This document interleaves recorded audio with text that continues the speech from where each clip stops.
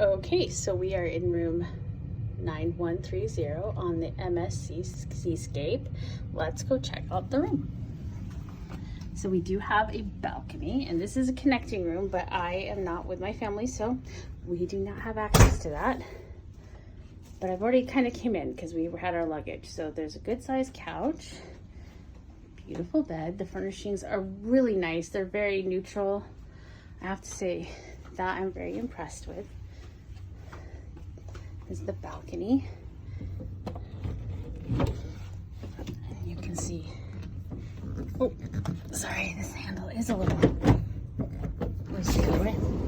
So there is the balcony. It's a gray day here in New York, but that is the room. So a few things that I've noticed since we came.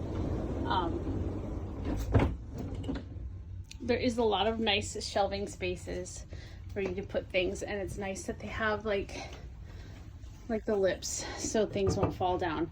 But here, this safe is tiny. This will not fit a laptop. This barely fits like our passports and like bag and stuff. So just be aware, if you're gonna try to lock up your electronics, it's not gonna fit. And that's the closet size.